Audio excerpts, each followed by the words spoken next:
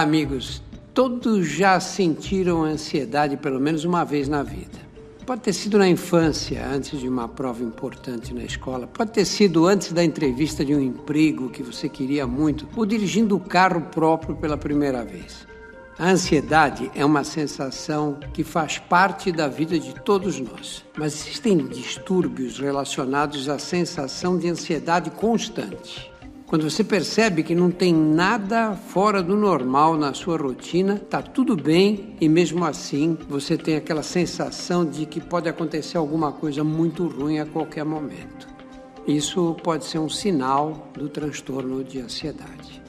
Ou mesmo quando você tem palpitações no coração, hiperventilação, começa a respirar rapidamente, mãos trêmulas quando sente alguma preocupação. Essas sensações podem causar problemas no seu cotidiano. Realizar as tarefas corriqueiras às vezes fica mais difícil porque seus pensamentos não te dão tréguas, eles são intrusivos. De repente vem do nada. Mas existe sim como aliviar esses sintomas e conviver bem com a ansiedade. Se você sentir essas reações que te atrapalham o dia a dia, é fundamental procurar a ajuda de uma especialista. A terapia pode ser uma ótima aliada nesses casos. E uma psiquiatra ou psiquiatra pode ajudar você com tratamento medicamentoso. Não passe por isso sozinho. Hoje está conosco a doutora Bruna Campos, que é médica psiquiatra, e ela veio para nos explicar melhor as circunstâncias em que a ansiedade pode ser preocupante. Quais são as melhores maneiras de cuidar desse problema e o que a psiquiatria pode fazer para ajudar a gente a primeiro diagnosticar a ansiedade e depois a encaminhar o tratamento. Seja bem-vinda, doutora Bruna. Muito obrigada, doutor Drauzio. Estou muito feliz, muito honrada aqui pelo convite. Muito bom estar falando sobre saúde mental para as pessoas e principalmente, eu acho que com um grande precursor aí, acho que todos nós profissionais da saúde que produzimos conteúdo, que estamos aí informando as pessoas, a gente foi inspirado de alguma forma aí, acho que de todas as formas pelo seu trabalho, então fico muito, muito, muito feliz de estar aqui, de verdade. Muito obrigado, Bruna. Isso acontece à medida que a gente vai ficando mais velho. Vai acontecer com você também, viu? Bruna, vamos começar explicando o que é a ansiedade, não é? A ansiedade, né, eu sempre explico para os pacientes que é um excesso de preocupação, né, assim, preocupado, acho que todo mundo já ficou em algum momento da vida, em alguma ocasião, e a ansiedade é como se fosse um excesso dessa preocupação, né, assim, da gente se ocupar antes de algo acontecer, né, e daí vem o termo preocupar. E aí, a gente tem alterações no nosso corpo que acontecem, né, quando a gente está se preocupando com algo que ainda não aconteceu. Então, a gente entende também que a ansiedade ela está relacionada a essa tensão com um evento futuro, diferente de um medo, por exemplo, né? Medo a gente geralmente sente de um perigo real, um perigo iminente. E a ansiedade é como se fosse esse medo, mas de um perigo que está lá na frente, no futuro, algo que ainda não aconteceu, né? E aí o nosso corpo, a partir desse estímulo externo, né? Assim, a gente recebe um estímulo, tem uma região no nosso cérebro que é a amígdala, né? Assim, uma das regiões responsáveis por isso, que aí ela dispara um sinal para todo o nosso corpo de alerta. Então nos coloca em posição de alerta para lutar ou fugir desse perigo. Então, isso implica várias alterações no nosso corpo, na nossa mente, algumas desconfortáveis, e é aí que a gente vê a ansiedade. Não necessariamente sempre patológica, né? Mas de uma forma geral é assim que acontece. Bruna, a Organização Mundial da Saúde calculou em 2020 que naquele ano houve 18 milhões de diagnósticos de ansiedade. Esse número provavelmente subestima o total, uma vez que muitas pessoas têm quadros evidentes de ansiedade, mas não têm o diagnóstico, né? Não procuram ajuda. Por que ficou um problema tão comum? Tem se estudado muito, né? Esses números vieram, assim, tão crescentes cada vez mais e, da mesma forma, muito crescente uma busca aí por entender esse motivo, por exemplo, do Brasil concentrar, né, um número tão grande de pessoas com ansiedade. Então, tem várias hipóteses nessa linha. Então, o que os especialistas têm visto, né, assim, é que pode ter um impacto de fatores socioeconômicos, né? Então, a gente sabe que questões relacionadas a gênero, a classe social, a condição financeira, né, assim, pobreza, desemprego, são fatores que podem podem propiciar, né, o aumento de quadros de ansiedade. Questões ambientais, né, então nossa vida também muito urbana, muito desconectada, né, assim, do que nosso corpo foi programado, né, assim, para operar, do contexto ali natural. Então são alguns dos fatores que têm se associado, assim, se levantado como hipóteses para esse aumento tão grande, né, assim, dos casos. Eu acho que uma coisa que o senhor falou também, que apesar de ter muitos quadros ainda subdiagnosticados, né, quadros não diagnosticados, mas ao mesmo tempo as pessoas têm prestado mais atenção, têm aprendido sobre, têm procurado mais ajuda, então eu acho que tem a ver com isso também, né? Você falou agora há pouquinho que a ansiedade está ligada às preocupações mais intensas, mais profundas. Eu todo dia tenho preocupações. O que diferencia? Como é que eu sei se as que eu tenho fazem parte de um quadro de ansiedade ou são coisas da ansiedade do dia a dia normal? Pois é, eu estava atendendo uma paciente ainda agora, antes de entrar aqui, e a gente estava comentando justamente isso, né, assim, das preocupações ali do dia a dia e quando que isso passa a ser de fato algo que a gente precisa cuidar. Como o senhor falou, né, assim, todos nós temos preocupações. A gente, antes de entrar aqui, estava com um problema no áudio, né, então veio um momento de ansiedade, meu Deus, como vamos resolver, né? Só que, num organismo equilibrado, saudável, o nosso organismo, ele tem mecanismos para frear essa onda, né, assim, de estresse, de ansiedade, mas em alguns momentos, em alguns contextos, essas alterações que acontecem no nosso corpo, mesmo na ausência do estímulo, elas continuam. Então, toda vez que essa ansiedade, ela deixa de ser passageira, deixa de ser relacionada a um momento, um contexto, e passa a ser muito intensa ou persiste, né, já é sinalzinho de alerta para a gente procurar ajuda, né? Então, toda vez que esses sintomas estão mais presentes, então uma preocupação que não passa, não alivia, um pensamento fixo num problema, como o senhor falou no comecinho, né? Os pensamentos intrusivos, uma pessoa que mesmo quando tem uma possibilidade de relaxar e descansar, não consegue, né? Então, tensão muscular, insônia, toda vez que esses sintomas eles persistem por muito tempo, já é sinal de alerta, já vale a pena no mínimo uma avaliação, porque pode ser sim um quadro patológico da ansiedade. A ansiedade, às vezes, faz parte de um espectro, né? Não vem sozinha, né? Quais são os transtornos mais ligados a ela, Bruno? A gente usa o termo ansiedade de uma forma muito ampla, né? Tanto no contexto dessa ansiedade natural, quanto dentro dos transtornos de ansiedade. Então, os transtornos de ansiedade, eles são vários, na verdade, né, gente? É um grupo grande de quadros que o que eles têm em comum é o excesso de preocupação, né? Então, tem vários diagnósticos dentro disso. Então, a gente pode ter essa ansiedade, quando ela cresce muito, eu brinco que ela cresce e ela se especializa, né? Então, tem algumas ansiedades que elas vão se especializar na forma de ansiedade generalizada, ansiedade social, transtorno de pânico, as fobias específicas, né? Então tem a agorafobia, tem pessoas que têm fobia de avião, por exemplo, de alguns animais, de insetos, são tipos de transtornos de ansiedade. A gente tem o transtorno misto, ansioso depressivo. Nos últimos anos se separou um pouquinho em relação a, mas é uma questão, uma definição técnica, mas o TOC, transtorno obsessivo compulsivo, e o transtorno de estresse pós-traumático são dois transtornos que eles estão dentro, né, desse padrão de ansiedade, mas hoje eles já são estudados como quadros à parte, né, assim, num capítulo à parte do manual diagnóstico estatístico que a gente usa na psiquiatria, mas na prática eles também estão muito associados, né, são sintomas de ansiedade ali mais especializados, mas são esses os principais transtornos, realmente são muitos, né, assim, diferentes.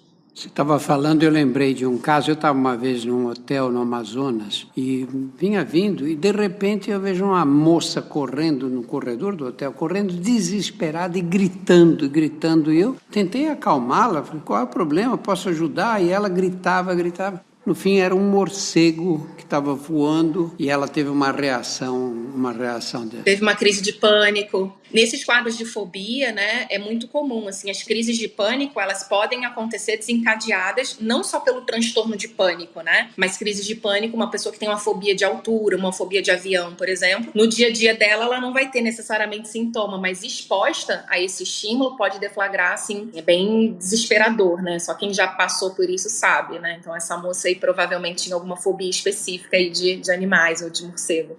O Bruna, você recebe uma paciente ou um paciente no seu consultório e ele vem e diz, eu ando muito ansioso. A gente ouve falar, todo mundo fala um pouco hoje dessas coisas, né? Eu estou ansioso, eu tenho umas crises de ansiedade. Em que você se baseia para dizer, não, isto aqui está fora da rotina diária, isto agora estamos tratando de um transtorno de ansiedade mesmo? esse diagnóstico, né, a gente sempre precisa de uma avaliação clínica, né, isso leva tempo. Eu fico bem preocupada aí hoje em dia, né, com os diagnósticos, tanto o autodiagnóstico quanto os diagnósticos feitos em consulta de 5 minutos, que talvez em outras áreas da medicina algo um pouco mais objetivo você consiga, mas na psiquiatria isso é inviável, na minha opinião, porque você precisa avaliar, fazer essa avaliação clínica no sentido de investigar desde quando esses sintomas estão presentes, quais são os sintomas e desde quando eles estão presentes. E uma coisa que diferencia, não só na ansiedade, mas em todos os transtornos mentais, é o impacto, o prejuízo que esses sintomas estão trazendo na vida da pessoa. Então, isso, para além da presença dos sintomas, né, tão importante quanto é o impacto que esses sintomas têm. Então, quando esses sintomas eles estão, de fato, trazendo impacto na vida profissional, na vida pessoal, nos hábitos daquela pessoa, muito provavelmente a gente já está ali diante de um transtorno de ansiedade. Na avaliação médica, especificamente, né, a gente vai rastrear também, fazer um diagnóstico de exclusão de outras doenças, né? Muita gente esquece disso, né? Que tem outras doenças que podem causar, às vezes, sintomas de ansiedade, às vezes um remédio que a pessoa está tomando pode causar, às vezes, um parecido com sintoma de ansiedade. Então, nessa avaliação, como médico, né, a gente sempre avalia também esses outros pontos, né? Então, faz uma avaliação da saúde do paciente como um todo, e aí, identificando esse prejuízo, a gente faz o diagnóstico se de fato for só aquilo, né? Não tiver nenhuma outra causa. E os sintomas que mais te chamam a atenção nesses casos, quais são? Dependendo do tipo de ansiedade, né, dependendo do transtorno, mas geralmente isso, uma preocupação excessiva, sintomas de sobressalto, né, a pessoa se sentir sobressaltada, assustada, ter dificuldade de relaxar quando tem oportunidade, aquele pensamento ali que fica ruminando muito, tensão muscular, né, a paciente que eu atendi ainda agora, uma das queixas dela era dores pelo corpo por conta da tensão muscular, né, assim, de forma crônica, alteração de sono é muito comum, né, na ansiedade geralmente uma redução do sono, então aquela pessoa que deita na cama e a cabecinha não desliga um segundo. Isso pode acabar impactando, por exemplo, nas relações pessoais, então uma pessoa que fica mais estressada, se irrita com mais facilidade, né? Então, geralmente são esses os sintomas mais comuns, assim, principalmente na ansiedade generalizada, né? Então, são sintomas que, ao mesmo tempo, são sintomas subjetivos, mas a gente pode ter também sintomas físicos, e é isso que eu acho que é um ponto que muita gente demora muito para procurar ajuda, porque quando tem sintoma físico, é sinal, né? Eu brinco com os pacientes que é sinal de que o corpo já não está aguentando mais. Né? Então, coração acelerado, tremor, boca seca, isso tudo acontecendo, né, praticamente ao mesmo tempo. Né? Então, uma respiração, uma dificuldade de respirar, sudorese. Então, também são sintomas que se apresentam ali, principalmente durante crises de ansiedade, né? Assim, são bem desconfortáveis. Então, na presença desses sintomas já é também sinal ali vermelho, sinal de alerta para procurar ajuda profissional. Às vezes esses casos mimetizam ataques cardíacos, não? Problemas cardiológicos. As pessoas vão parar no pronto-socorro, né? Muito, exato, assim, recebo muito pacientes encaminhados de cardiologistas, né, assim, ou que foram 2, 3, 4 vezes no pronto-socorro, achando que estão infartando, achando que estão tendo, né, alguma crise ali mais grave, e é importante, né, eu acho que é um importante alerta também para as pessoas, porque isso precisa, sim, ser investigado, né, então uma pessoa que sente o coração acelerado com frequência, obviamente, a gente vai fazer toda uma investigação clínica, mas, assim, é importante descartar e ter certeza que, de fato, aquela pessoa não tem nada no coração, né, antes de começar a tratar a ansiedade. Então, isso é um ponto muito importante, assim, é muito comum, né, assim, sintomas se confundirem.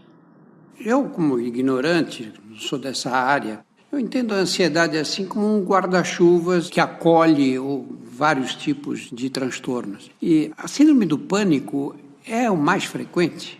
Não é exatamente o mais frequente, né? Mas costuma ser o que chama mais atenção. Porque a pessoa com ansiedade, às vezes ela convive meses, anos ali com sintomas mais corriqueiros do dia a dia, né? Mas as crises de pânico, elas são o ápice de uma ansiedade, né? Eu acho que para quem já teve uma crise de pânico, assim, né? Entende o que eu tô falando, assim, é o extremo, assim, é o mais próximo do limite, do máximo do que o corpo consegue suportar de estresse e de ansiedade. Então, de fato, costuma ser o que chama mais atenção, assim, né? Não exatamente, necessariamente mais comum.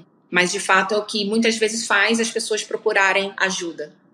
No tempo em que ninguém falava em síndrome do pânico, eu era estudante, eu lembro que estava no internato e vi uma moça que chegou assim, desesperada, falei, vou morrer, o meu coração vai parar, ele bate de um jeito que nunca bateu. É claro que a gente fez um eletrocardiograma imediatamente, não é? E tinha um médico mais velho, que era o chefe de plantão, falou para minha filha, olha, é o seguinte, esse tipo de nervosismo, ninguém falava síndrome do pânico naquele tempo, isso foi muito antes de você nascer. Nesse tipo de nervosismo, você acha que vai morrer, Mas quando você sentir isso, você tem que pensar assim, parece que eu vou morrer, mas eu não vou morrer. Você sabe que só dele falar isso, ela ficou mais tranquila. Sim, sim. Isso é uma intervenção, a gente chama de psicoeducação, né? É uma das primeiras intervenções, das mais importantes que a gente considera, porque o simples fato da pessoa entender, isso hoje é estudado, né? Assim, isso é replicado, isso é recomendado que se faça. O simples fato de você explicar ao paciente o que são aqueles sintomas, que aquilo ali não é necessariamente uma doença grave, obviamente, como o senhor falou, né? A gente já tendo certeza disso e tendo feito essa avaliação, isso ajuda a pessoa a aliviar, né? Assim, esses sintomas, na hora que esses sintomas acontecem, surgem de forma muito intensa, né? Então, isso que esse professor, né, assim, fez na época, né, assim, é o que a gente faz e é recomendado, de fato, hoje pelas maiores entidades, né, nesse assunto, que é psicoeducação, que é ensinar o paciente sobre o diagnóstico, sobre o prejuízo, o que fazer diante dessas crises. E aí, depois, num segundo momento, se for o caso, entrar com acompanhamento psicológico e com acompanhamento médico, né, se precisar. Mas, assim, é o degrau número 1, de fato, do tratamento. Você sabe que uma vez eu era estudante nessa época e fui a um aniversário de um amigo. E quando eu cheguei no prédio, cheguei junto com uma amiga nossa e ficamos esperando o elevador. Quando o elevador chegou, ela falou, olha, sobe você que eu vou pela escada. Eu falei, por que você vai pela escada? Ah, eu tenho medo de elevador. Eu falei, que é isso? Não, senhora, você vai subir 10 andares, estava calor, você vai chegar lá em cima suada. Sobe comigo, eu estou aqui, eu te ajudo e tal. Má ideia, viu? Porque o elevador começou a subir, ela teve uma crise, entrou num desespero, ela não conseguia parar, ela se jogava contra as paredes do elevador. Eu fui apertando os botões até o primeiro que parou. E foi a primeira vez que eu vi uma coisa dessa, e ela está completamente fora do controle dela, né? Sim, exato. Justamente essa sensação, né? As pessoas têm essa sensação de que eu estou perdendo o controle, eu estou perdendo o controle dos meus próprios pensamentos, ou eu vou morrer a qualquer momento. É extremamente desagradável mesmo. E essas crises, quando acontecem, é como a gente vê, a pessoa teve uma crise assim num elevador, por exemplo, o caso dessa moça. É mais comum essas crises se restringirem aos elevadores ou costumam ir para outras áreas? Por exemplo, o trânsito parou num túnel, aí tem a mesma crise. Essas crises vão pegando vários acontecimentos da vida diária? Depende, porque assim, por exemplo, no caso dela, né, não sei se era uma claustrofobia, né, uma fobia específica de lugares fechados, então, se sim, essa pessoa ela vai ter crises nesse contexto específico. No transtorno de pânico, por exemplo, essas crises de pânico elas vão começar a acontecer em outros contextos e muitas vezes de forma inesperada. E é isso que causa um grande desconforto, porque além de ser extremamente desesperador, a pessoa ela começa a ficar preocupada porque pode acontecer a qualquer momento, em qualquer lugar. Então, imagina, né, assim, a pessoa começa a evitar sair sozinho, evitar determinados lugares, né, onde ela associa que possa acontecer essa crise, enfim. Isso a gente falando no caso do transtorno de pânico e nas fobias, mas pode acontecer de forma isolada. Tem pessoas que têm mais de um tipo de transtorno de ansiedade, é comum, né, por conta do entendimento que a gente tem hoje, né, de genes compartilhados, né, assim, então, uma pessoa que tem um transtorno de ansiedade, ela tem uma propensão maior a ter outros também. Então, depende muito. Mas existem pessoas que têm crises de pânico só num contexto específico, como essa moça, por exemplo, né, se fosse o caso, e tem pessoas que vão ter em mais de um contexto. Aí depende do diagnóstico, depende da pessoa mesmo.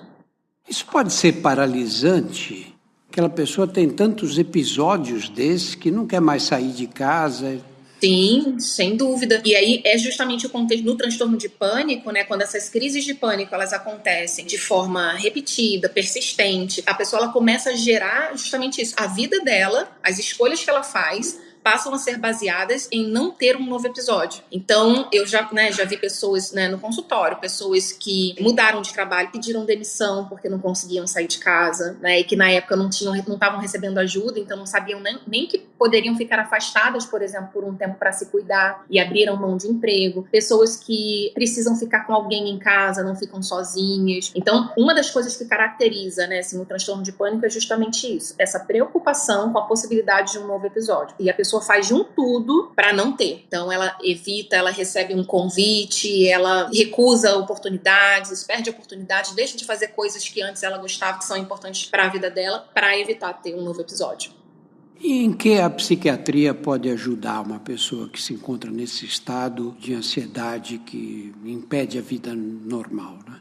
Nesses momentos, quadros nessa intensidade, chega num ponto que é muito difícil a pessoa sozinha no sentido de com os próprios recursos internos, né, que todos nós temos, mas chega um momento em que isso se esgota, né? Então, o nosso papel, né, na psiquiatria, na saúde mental de uma forma geral, psiquiatras e psicólogos, mas especificamente psiquiatras, em momentos em que esses sintomas eles estão tão desgastantes que colocam aquela pessoa em risco de abrir um quadro depressivo. Às vezes é uma pessoa que já tem, por exemplo, um quadro de pressão alta, tem alguma outra doença que pode se agravar durante esses episódios. Então, é porque as pessoas associam muito o psiquiatra ao uso do remédio, né? Eu tento explicar para as pessoas que o psiquiatra é o responsável por avaliar, cuidar de toda a saúde mental da pessoa, mas um dos recursos que a gente tem é o uso de remédios, de medicamentos, que nesses momentos, quando a gente coloca na balança e vê que o prejuízo que aquela pessoa está tendo é muito grande, hoje em dia com os remédios que a gente tem, com uma segurança grande, a gente faz exame antes, a gente acompanha e tudo mais, tem uma segurança muito grande, então o custo-benefício é muito bom, porque o remédio, né, ele ajuda o organismo a não deflagrar esses episódios de forma tão intensa, né, então isso durante um tempo, aí os tempos de tratamento variam, né, mas assim, a princípio o transtorno de pânico, depois que a pessoa atinge remissão total, entre 6 meses e 12 meses, ficando tudo bem, já é recomendado a gente considerar uma redução do remédio e uma possível suspensão, né? Muita gente acha que vai ficar tomando remédio para sempre, nem sempre é assim, tem casos e casos. Mas, de uma forma geral, assim, resumindo, os agentes, né, os medicamentos, os agentes farmacológicos, eles ajudam nesse disparo que eu expliquei lá no comecinho, né, assim, nesse disparo da amígdala, dessa região do nosso cérebro, nessa resposta, né, assim, de estresse, os remédios ajudam a equilibrar um pouco mais isso, a não disparar com tanta frequência. E isso permite com que a pessoa vá recuperando, retomando as atividades dela, que ela consiga colocar em prática as coisas que ela está aprendendo na terapia, que ela está lendo sobre, né? Porque nesses momentos de estresse muito grande, por mais que seja uma pessoa que leu tudo, que sabe todas as teorias, que está na terapia, que sabe a sequência de exercícios para fazer, exercício de respiração, durante uma crise muito intensa é muito difícil colocar em prática. Às vezes a pessoa nem consegue, né? O mal-estar é tão incômodo, tão grande que não consegue. Então, o remédio ele entra como um dos componentes de todo um conjunto de intervenções para a melhora desses sintomas.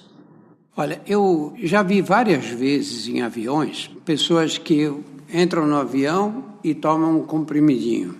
Não é um comprimido para dormir, muitas vezes é um voo diurno de algumas horas, etc. E às vezes é um voo São Paulo-Rio, né? Uma coisa rápida. Que recursos vocês usam nessas condições? Recursos farmacológicos, eu digo. Nessas situações de fobia de avião? De avião, por exemplo. Sim, as fobias específicas, é curioso, é interessante porque foge um pouco do tratamento. Porque, por exemplo, uma pessoa que tenha fobia de avião, mas que ela tem um estilo de vida que ela nunca vai precisar pegar um avião na vida. Talvez a gente nem descubra essa fobia, ou talvez ela precise passar por aquilo uma vez na vida e pronto, e depois nunca mais. E não impacta em nada a vida dela, aquela fobia. Ou uma pessoa que tem uma fobia, sei lá, de cobra ou de sapo. Mas ela mora numa região urbana, ela não tem um impacto tão grande, mas aquele medo intenso tá ali. Agora, quando a gente está num quadro de fobia específica, por exemplo, nesse seu exemplo do avião, que é muito comum, mas a rotina daquela pessoa demanda um contato, né, uma exposição frequente, a gente tem algumas intervenções que são importantes. Dependendo se é uma pessoa que precisa viajar toda semana, com muita frequência, existem linhas dentro da psicologia que ajudam muito, né, da terapia cognitivo-comportamental, ajudar a pessoa, o cérebro da pessoa a responder de uma forma mais saudável àquele estímulo. Mas os remédios, os ansiolíticos, né, que tem toda uma questão aí para os ansiolíticos, mas essa é uma das melhores indicações do uso deles, que é para esse uso pontual, obviamente, sempre prescrito, numa dose adequada, né, depois uma avaliação médica, não é para sair tomando aí remédio, mas funciona como um recurso sim. Então, esses ansiolíticos, esses remédios que têm um efeito mais imediato, podem ser boas opções para essas situações específicas. O que muita gente confunde é que acabam tomando aí os clonazepams e alprazolam da vida para evitar qualquer desconforto da vida pessoal, qualquer estresse, e não é bem assim. Mas para essas situações pontuais, onde a pessoa sabe, ela já imagina, já sabe que pode ter uma crise de ansiedade, fazer esse uso desses medicamentos é uma possibilidade, assim, um dos recursos junto com as intervenções, por exemplo, de técnicas de respiração, de relaxamento e tudo mais. Olha, a minha experiência como médico, Bruna, é que a maior parte dessas prescrições de medicamentos para diminuir a ansiedade, para controlar, etc., não são feitas por psiquiatras. São feitas por clínicos, são feitas por ortopedistas. Cardiologista, ginecologista.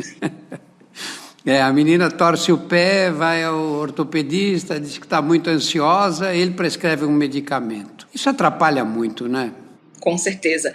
Por um lado, né, a gente sabe que muitas vezes a gente não tem especialista para todo mundo, tem esse ponto, aí a gente tem os clínicos, os médicos de família, que têm sido cada vez mais bem treinados para isso, para acolher essas demandas iniciais. Mas, por outro, isso que você colocou é algo muito frequente, porque entre nós, colegas psiquiatras, né, a gente comenta assim, o nosso receituário, né, tem um receituário específico para esses calmantes, a gente costuma ser o que menos usa, né, assim, porque a gente usa com mais parcimônia, com indicação, realmente, enquanto outros colegas com muita frequência começam, e aí depois fica o trabalho pesado para a gente, que é depois ensinar esse paciente o uso correto, diminuir a dose, suspender, né? Então, assim, muito comum. Os pacientes, muitas vezes, que fazem o uso crônico desses medicamentos em paciente há 5, 10, 15, 20 anos tomando, geralmente, quando você pergunta para o paciente fala, não, é porque eu vou no clínico, aí eu pego, aí o meu endócrino passa, o meu cardiologista que sempre passa. Então, é realmente um problema, assim, grande, né? Os nossos colegas que, bom, poderiam encaminhar, poderiam dar um encaminhamento, ou pelo menos orientar, olha, esse uso aqui você vai fazer dessa forma,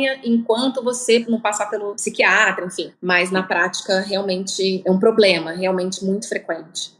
Outra confusão que os pacientes fazem é quando procurar o psiquiatra ou a psiquiatra ou a psicóloga. Na diferença entre um e outro? Como é que a pessoa sabe? Sim, eu costumo dizer que assim, se você tiver acesso a um bom psiquiatra, um bom psicólogo, no sentido de alguém minimamente ali, né, disponível para te atender, qualquer um dos dois vai saber te orientar, te avaliar e ver se é o caso de encaminhar para o psicólogo e se for o contrário, né, um psicólogo, se é o caso de encaminhar para o psiquiatra. Em teoria, isso, né? Tem uma ressalva que eu faço, que é o que eu vejo muito acontecer, pessoas às vezes meses com sintomas extremamente... Que assim, os psicólogos, eles têm intervenções ali que são super importantes, recomendação de primeira linha de tratamento, primeira intervenção, né, para muitos quadros de ansiedade, mas quando os sintomas são físicos, muito intensos, não é adequado a gente diagnosticar e começar um tratamento, seja farmacológico ou não, para ansiedade, como isso que a gente falou antes, né? Assim, sem saber se de fato aquela pessoa está tendo uma arritmia, está tendo alguma questão cardiológica, né? Se tem algum medicamento que a pessoa está tomando, um corticoide, algum outro medicamento que está causando esses sintomas, né? Então, às vezes, acontece ali de a pessoa ficar meses em acompanhamento com um psicólogo e por medo, por receio, porque a gente tem toda uma questão aí com os psiquiatras, as pessoas evitam por conta, fazem ainda uma ideia, né? Associam o tratamento psiquiátrico com algo que vai te deixar sedado, vai te deixar incapaz, e que não é nada disso, hoje em dia já mudou bastante, né? Mas as pessoas ainda resistem muito. Só que muitas vezes a gente precisa fazer essa avaliação antes. Então, uma ressalva que eu faço é questões emocionais, excesso de preocupação, né? Uma dificuldade ali, essa ansiedade, ela tá impactando ali no seu relacionamento. Uma avaliação psicológica, um acompanhamento psicológico, ok, costuma resolver. E se for o caso, depois encaminha. Mas na presença de sintomas físicos importantes, na presença de insônia grave importante, eu acho que é sempre um caminho mais seguro, uma avaliação com o médico antes, para fazer essa avaliação da parte de saúde mesmo, física. E aí o médico dá os encaminhamentos no sentido de orientar o acompanhamento psicológico. Os quadros de ansiedade, de uma forma geral, é quase assim, 99% dos casos a gente recomenda, assim, que tenha um acompanhamento psicológico em paralelo, né? Então acaba que na prática, o paciente geralmente tem indicação dos dois. Mas assim, num primeiro momento, muitas vezes a pessoa na dúvida, né? Qual que eu procuro? Acaba não procurando nenhum. E o que eu falo é, procura um, vai lá, passa por uma avaliação inicial, porque aí o profissional vai dar a orientação adequada. Você sabe o que eu noto? Você falou em insônia, né? A quantidade de gente com insônia hoje é absurda. E a quantidade de gente que toma esses medicamentos terminados em PAN é absurda. Eu acho que esses medicamentos, muitos deles provocam dependência química, não é? Talvez seja a forma mais frequente de dependência química. Talvez perca para o cigarro, mas mais do que álcool, mais do que cocaína, mais do que maconha. Não é indicação, as pessoas confundem, né? Porque eu tomo um remédio para dormir. Eu falei assim, esse remédio não é para dormir, esse remédio é um ansiolítico, é para ser usado em crises de ansiedade. É claro que um dos efeitos, né, é sono, mas hoje os transtornos de insônia, né, assim, não tem mais como indicação de tratamento os ansiolíticos, mas é isso, são remédios que as pessoas às vezes já estão habituadas a tomar, aí o pai toma, a mãe toma, aí tem em casa, acaba tomando, e é isso, é perigosíssimo, né, assim, no longo prazo, porque primeiro que não trata o quadro de base. Então já começa o perigo por aí, né? Para além do perigo do medicamento, você às vezes tem uma coisa que está causando aquela insônia que você não está tratando. E aí pode ir piorando ao longo do tempo.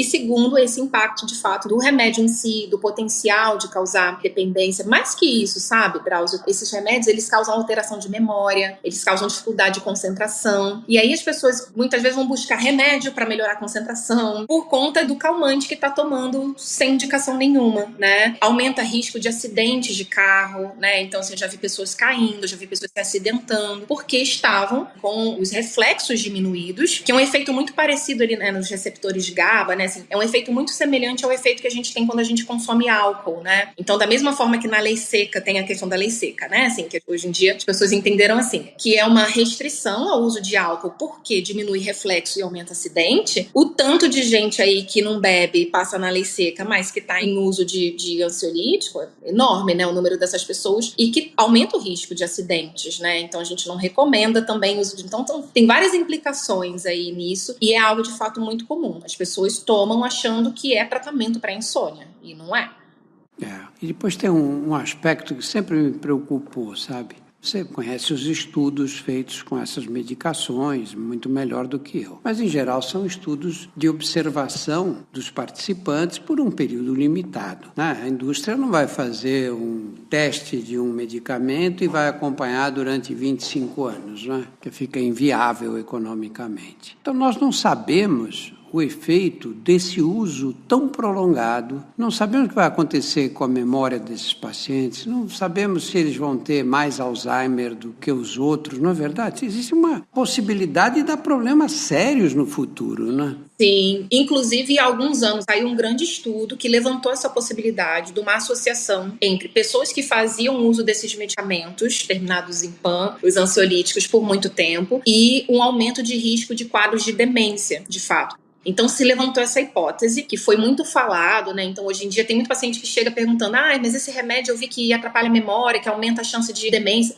De fato, ele afeta a memória de curto prazo, então isso é um efeito conhecido, um efeito amnésico conhecido. No longo prazo, alguns estudos tentaram replicar o resultado daquele estudo, passou a ser algo controverso. Então, alguns estudos depois vieram falando: olha, não é bem assim, não é que aumenta o risco de demência, podem ter outros fatores associados, mas, de fato, existe essa possível relação, né? Não é ainda um consenso, mas existe essa relação, né, desse potencial. E é isso que você falou, assim, tem coisas que a gente só observando ali com muito tempo a gente consegue ter clareza. Como hoje em dia, por exemplo, a gente sabe que se expor muito ao sol aumenta a incidência de câncer de pele, mas há alguns anos atrás não era conhecido. A gente sabe que cigarro por muito tempo aumenta risco de inúmeros tipos de câncer, mas isso só foi se vendo com o passar do tempo, né, realmente. Então tem coisas que ainda estamos para descobrir. Então, de fato, o uso de qualquer medicamento, né, assim, de uso contínuo, precisa ser sempre acompanhado e feito se realmente tiver indicação, né, se os benefícios superarem os possíveis prejuízos, sem dúvida. Esses transtornos de ansiedade no outro parecem até ridículos para a gente, né? Por exemplo, não entra no elevador, que coisa absurda, né? E então eles são menosprezados pelas pessoas que estão perto, né? Que bobagem, como é que você tem medo de elevador, não é? Uma pessoa culta como você, não é? E um engenheiro como você tem medo de elevador. E, na verdade, qual é a razão neurobiológica para acontecerem esses fenômenos que as pessoas não conseguem controlar? Assim, o que a gente entende hoje é uma soma de fatores, né? Assim, fatores genéticos. Então, tem pessoas que têm uma predisposição, né, a se preocuparem com mais facilidade.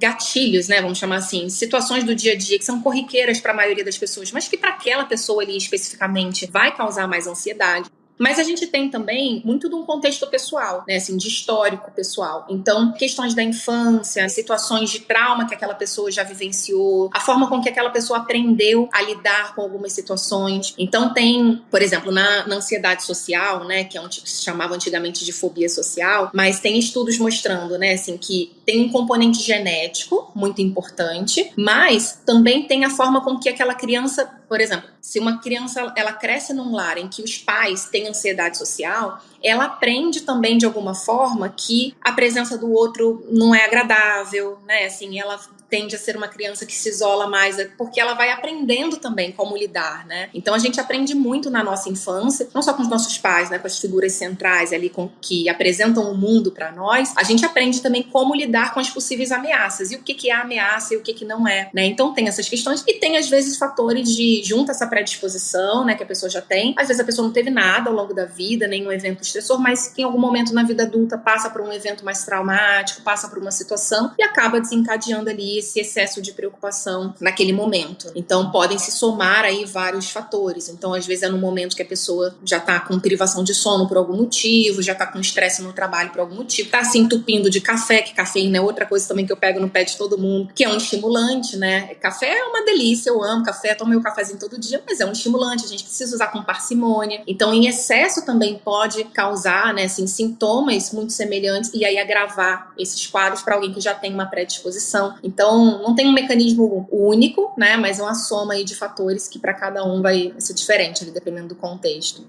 Bruna, nós estamos chegando no final do nosso tempo. Que conselho você daria para as pessoas preventivamente se defenderem de desenvolver um transtorno de ansiedade? É difícil, né, assim, falar em prevenção, mas, assim, de uma forma bem resumida, né? Se a gente entende que a ansiedade é um excesso de preocupação que é desencadeada ali pelo excesso de estresse, né, assim, é associado a alguns fatores, tudo o que a gente faz para diminuir níveis de estresse no dia a dia, diminui a chance de ter uma exacerbação da ansiedade. Então é como se fosse um copo, né? Então se esse copo ele tá já aqui perto de transbordar e acontece um evento, e acontece uma situação, vai transbordar. Agora, se eu tenho uma margem, se eu tenho uma rotina mais equilibrada, se eu tenho uma quantidade de sono adequada, se eu evito excesso de cafeína, excesso de álcool, né, e outras substâncias, se eu tenho horários regulares, hoje em dia com home office, com essa confusão, ninguém mais para de trabalhar, né? Se eu tenho horários regulares de descanso e de ativação, então cuidar disso, esse manejo, né? Cultivar bons relacionamentos, enfim, a gente pode ir para uma infinidade de coisas, mas de forma prática, eu acho que fazer o básico, se a gente faz o básico, a gente resolve uma infinidade de possíveis problemas de saúde. Então, dormir bem, comer minimamente bem, descansar, beber água suficiente, né? E no caso da ansiedade, aprender a lidar com as emoções é muito importante. Então, fazer o básico e, no caso, pessoas que já identificam, que se preocupam com facilidade, olhar para isso, procurar uma ajuda psicológica, né? Assim, eu acho que é a melhor forma de tentar diminuir as chances no longo prazo dessa preocupação se tornar um problema maior. Muito obrigado, viu, Bruna? Gostei muito da entrevista, viu? Eu que agradeço, muito feliz. É um tema que, tentar resumir, assim, é difícil, mas eu acho que são informações, assim, muito básicas, tem um prazer muito grande, assim, em falar. É um prazer enorme, mas ainda estar aqui com você, como eu falei, eu admiro tanto o trabalho, meus pais, todo mundo fã. Muito bom, muito obrigada pelo convite.